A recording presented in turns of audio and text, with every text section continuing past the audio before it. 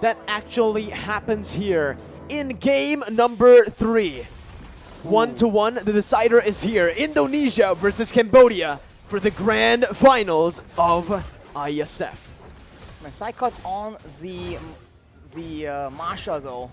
This is quite interesting. We have to see how oppressive exactly can he get with it.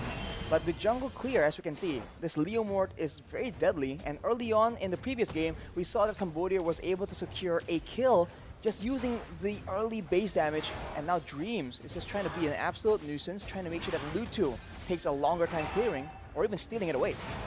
Yeah, but Lutu will still be able to clear it out, has the Demon Slayer as well. You can see that the Leomord Taz is already invading the enemy jungle quite early on, trying to steal away some of the creeps here as Lutu has actually opted to go for the Lethal Wanderer. No mid-control for Indonesia. This might be risky, but Taz gets out in time, getting a level lead on Lutu right now, and proceeds to go over to his own jungle to full clear. In the early game, it's never big moments for the most part, right? I think it comes down to the smaller exchanges, the small goal differences, and now they're just going aggressively, but ooh, very scary because Dreams was in the wings. And again, it's just a very balanced contest of wave clear and ganking potential, and neither team has had a lead just yet. Both teams are still playing it a bit passively, right? Both roamers are rotating across the map as well. Not much action on the map in the first minute. Very different from the last game where we saw action instantly, almost right as the game started for both Cambodia and Indonesia. But knowing the stakes right now for game 3, knowing that one of them are going to lower brackets later on to face either Philippines or Malaysia, they're going to have to play a little bit safer here. Turtle going to be started up. T looking for that opening right now as Lutu is there. That's going to be the Shadow Steed, Phantom Steed. He brings him back. Lutu losing out of the Retribution battle will still be able to survive. That's a Petrify onto Dreams with a Furious Dive as well to pick up first blood. The Turtle for the kill traded in. And this is where I have to ask you, Arashi, who takes that? Who got the better trade? I think for now, especially since in the mid lane there's a bit more aggression, Cambodia definitely has a bit of an edge. They get the shielding from the Turtle and they go aggressively yet again. Indonesia now needs to be very, very careful. They have tools to protect their carries, but if they let Cambodia gain too much momentum, that is a very dangerous mid-game that they are looking at right now. Especially, as we mentioned, if the Lolita can set up, if T can make those plays happen, that is definitely something that Indonesia wants to avoid in order for them to be able to shut down OP in this bottom side. Brands was taken out, so now it really leans in favor of the Cambodians.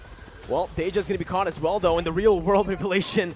Instantly taken down as well with the damage coming in from Taz on that Phantom Steed. It's 1-2 on the scoreboard. Again, that neutral objective did go to the hands of Indonesia as they're looking to use this Phantom Steed towards that top side. Taz has to be careful. Will be able to steal it for a bit, but just decides to back off. Again, both teams, knowing the stakes, will choose to play it a bit more passively here in the third game. Indonesia has not been having a lot of time to shut down OP. They're moving right now, but you can see that the pressure game is much, much different. Cambodia is actually matching Indonesia in the wave clear department, and that means that Indonesia cannot outmaneuver, at least not as much, the members of the Cambodian side, at least for now. With some items coming in, maybe the difference in skills will actually make that a possibility. So far, 4 minutes in, again, not much action on the map. It comes down to, the slow games come down to those little wins, Arashi, like you mentioned, to set up for that mid stage, because every little win is going to be building up constantly for both of these teams. And I think both of the teams have been doing a pretty stellar job. Cambodia with more wave control, though, in that gold lane. We'll have a bit more to say around this Turtle. That's a brilliant Numenon Blast, but the Phantom Steed is there to respawn. That's a Black Dragon form as well. Taz trying to steal it, but finally losing out in the Retribution battle, giving it over towards Cambodia. And Taz as well will lose his life. So Cambodia took a 2 for 0. It's a 2 for 0, and they didn't even bring side cuts into the equation. He is on the top side. Boom was the only one maneuvering down, and boom, he has made an impact. The Black Dragon form is just so annoying, so oppressive in those objective takes, and Indonesia, they lose out there, but can the advantage side cut is getting in the EXP lane later on make a difference? Is this the investment they are making in the early game to maybe play a split push gameplay instead? 4-man gank around that gold lane. Dreams. That's a circling eagle stolen away from Deja. Doing a good job at zoning the Indonesian members here away from that tier 1. Whoa. For OP to take a good siege and a good rotation from Cambodia to pick that up. You can see, like you mentioned, Indonesia are looking to trade up in that XP lane, but up against the Yuzong, it's really difficult to do. It's a very sustainable hero that has a Petrify. Now that he is 2 kills ahead as well with that Black Dragon form, it really feels like he's unkillable unless Indonesia throws more than... unless they bring 4 people up to the XP lane. Even with 3, as you mentioned, Mikko, it's going to be a bit of a stretch. But of course, Indonesia, if they do go for that, they'll have some preparations in place. But now they're going for that mid lane play instead. T still soaking in all the damage there. Does a good job to help Deja to disengage. And Indonesia so far, every little rotation that they've been trying to do, every single catch they've been trying to look for, hasn't really worked out in favor for them. It's been Cambodia with the more efficient roams, more efficient rotations across the map. It seems like Indonesia wants to be as aggressive, but without the Kadita they had in game number 2, without 2 Petrifies, because Psychots is not on that Yuzong. They just are struggling to find the right pickoffs, and they need to rely on these neutral objective fights. But even there, it seems like Cambodia is 1 step ahead. They will take a free turtle yet again.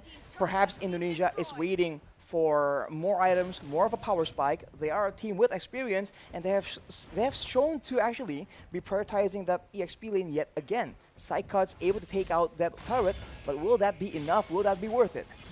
We'll see here as Cambodia are trying their best to siege down that mid lane. Good rotations from Taz, moving over from his orange buff right to that mid lane to help out the other members on the team. But right now, like you mentioned, that's the wise choice by Indonesia, looking to trade instead of contesting for the neutral objectives, which is definitely going to be favoring Cambodia here in the mid stage of the game. For Indonesia, again, they need to wait for Brands and Hijumet to get those item power spikes, and unfortunately for Indonesia, it does take a bit longer for them to get those power spikes. And you can see, with Windtalker built up by the Iritha, working on that Berserker's Fury next. Meanwhile, for the Beatrix, just that BODs, technically enough. He can go for something like a Haas Claws now, or even a Wind of Nature, and he does a lot of damage already.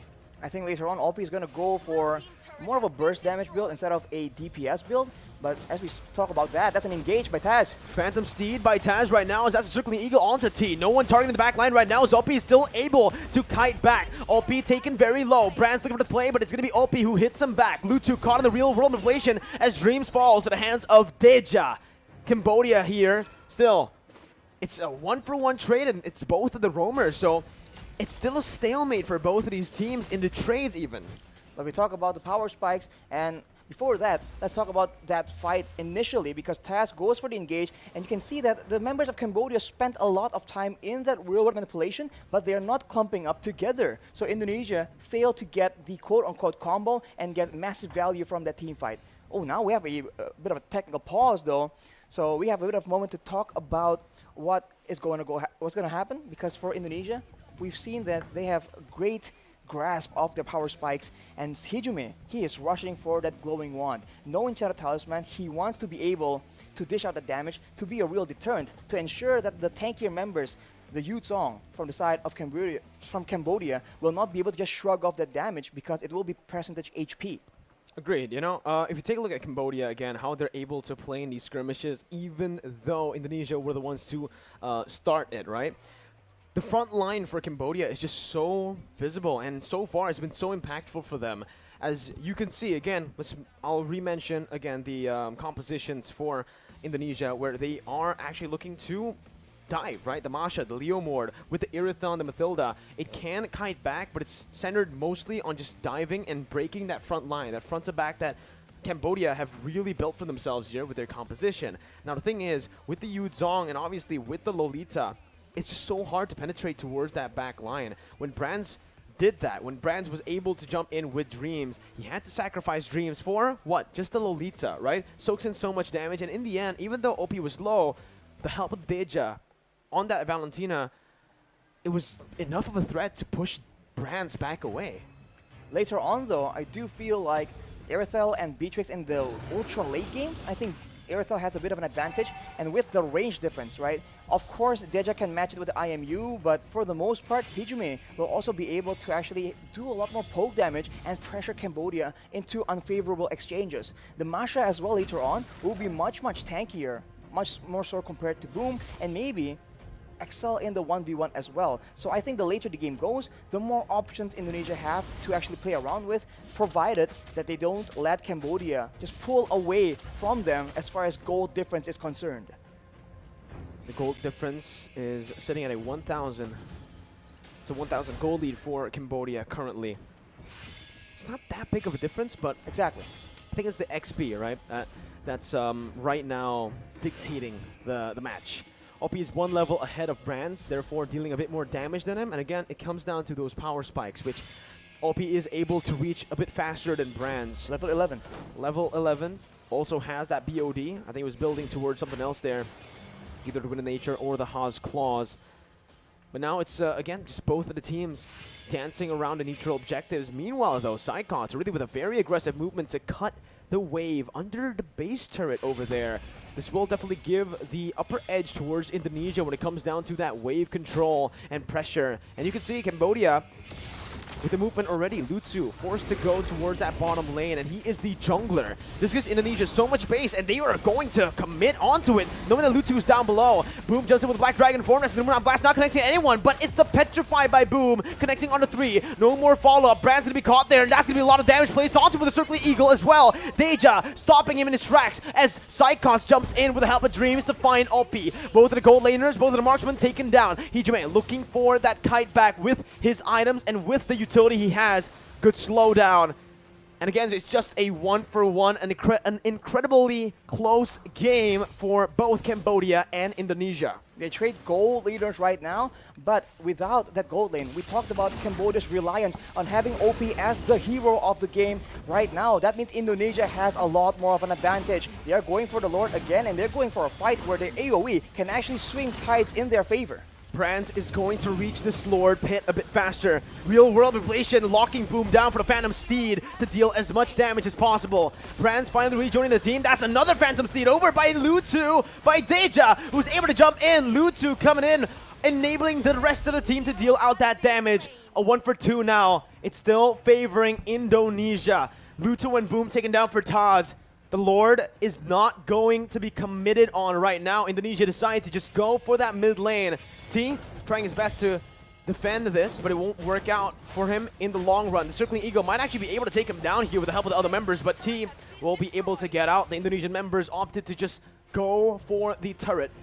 And all that was just for a turret. This game is getting, like you mentioned, intense from the future, man.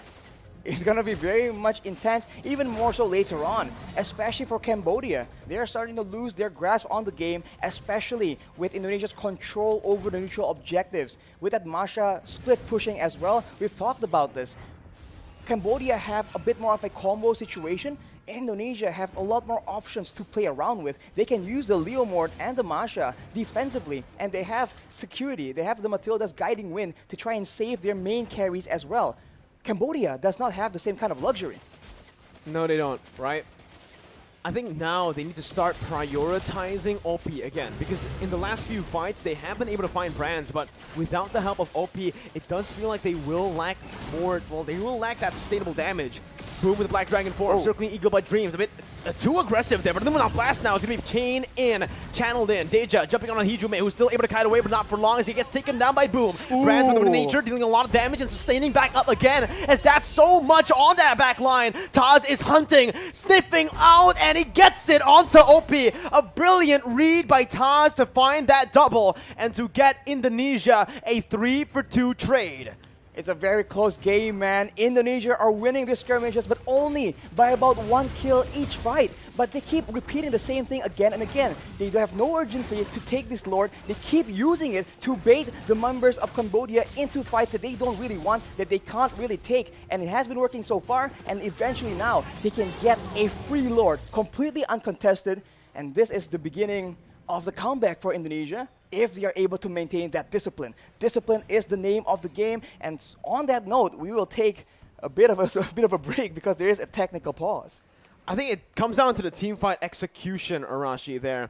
you could see that for Indonesia, like we mentioned earlier on, the problem that they had to face was that front line not breaking. Yep. The Martis, the Valentina even acting as a frontliner with the help of, obviously, the Yuzong. But in that fight there, they were able to split these members across different positions, and with their composition, it works. You know, this is what their composition was made for, to dive and to isolate the members, taking them down one by one simultaneously. I think that is where Iesf excels as well, because you can be a lot more mobile and you're not really as vulnerable as all the other gold laners. In that fight though, Hijumi was dangerously close to getting picked off. He was using his real world manipulation right on the tip of the Numenon blast range. He flickered out of danger there, but that could have easily gone south for the Indonesians. And this just shows again how close the games need to be. All these players, they're not making mistakes. They are forced into those tough choices because the game is that close. Despite the best efforts and the tools available for both teams, any kind of win per se is only by such a slight margin. We have still no idea where this game is going to go.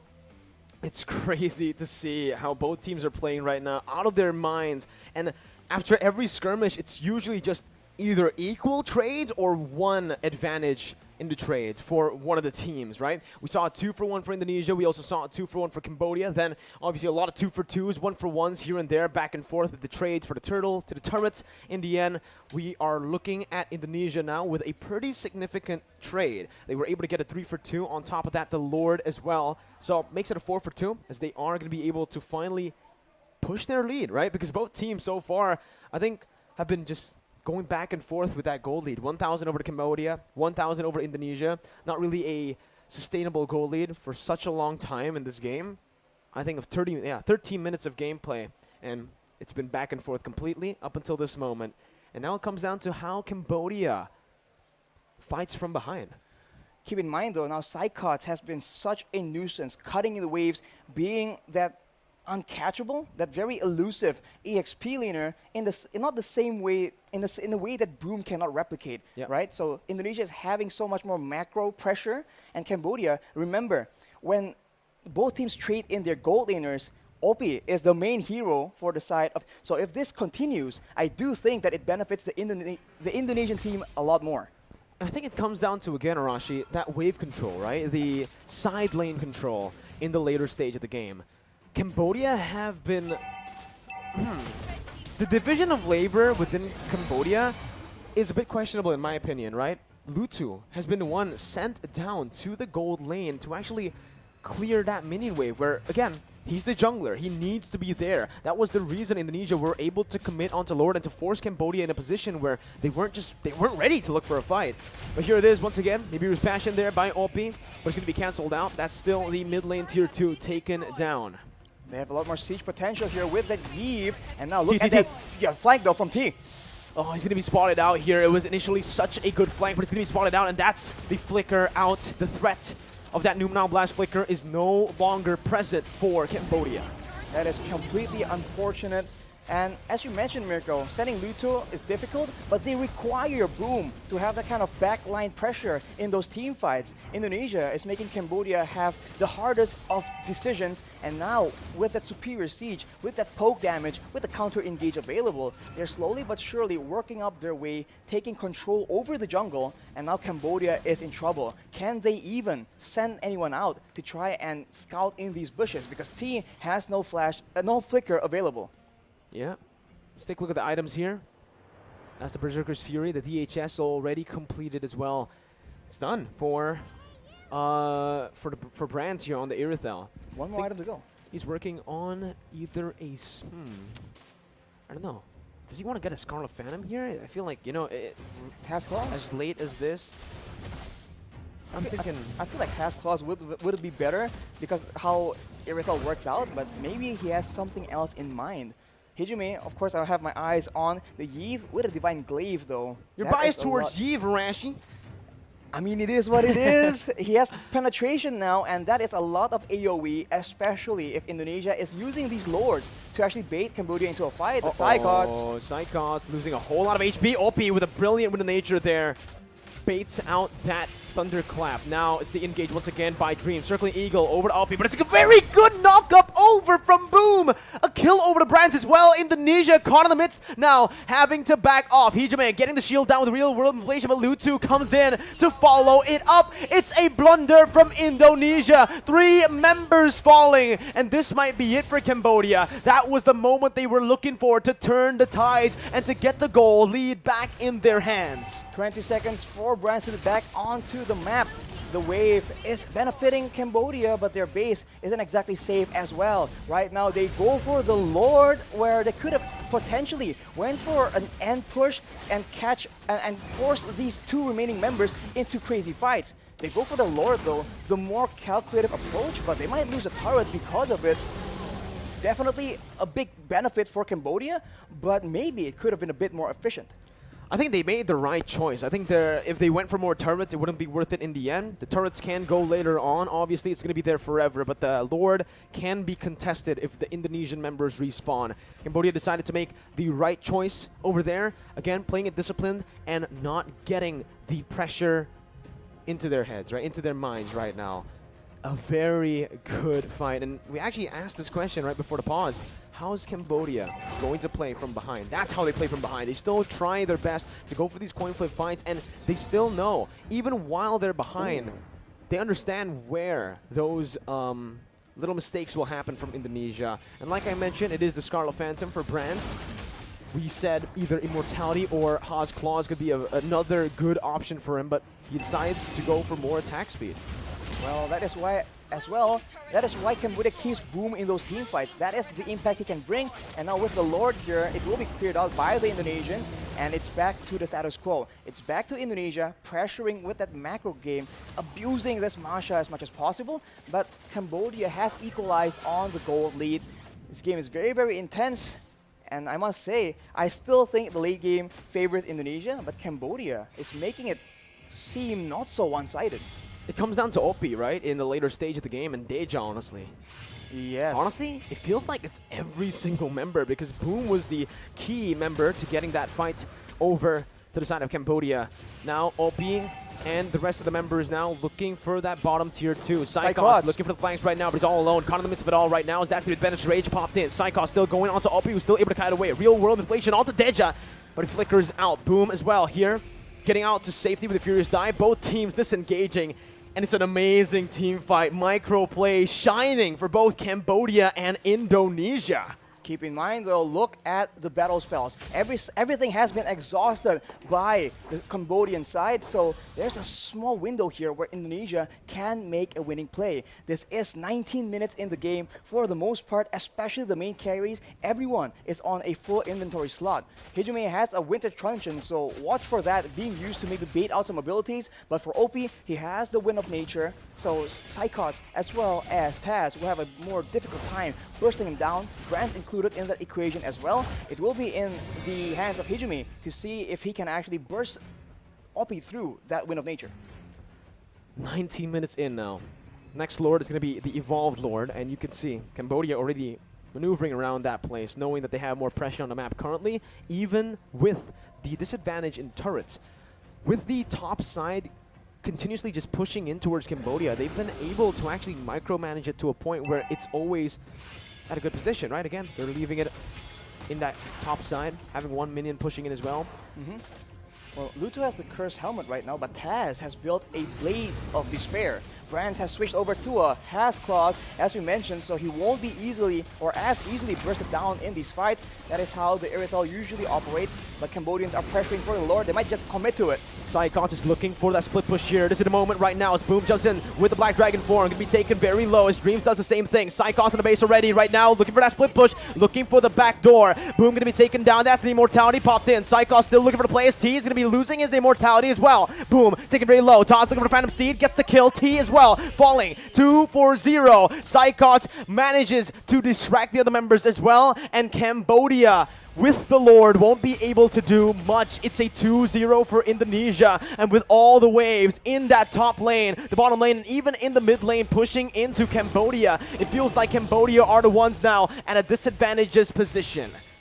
you have to ask the question again, is it worth going for the Lord, trading it for the lives of your members? The longer the game goes, the longer these death timers will be for both these teams, and that must be something you need to calculate. If you take the Lord and lose 2, you might just be at a disadvantage. Indonesia is making Cambodia pay for that Lord take. They're going for the play. The damage onto Oppie with real world inflation, forcing the flicker out. Lutu trying to cancel it out, but will lose his life in the process right now as everybody goes for the base, and it might just be it. Indonesia manages to come back, reverse sweeping Cambodia, and going to the grand finals of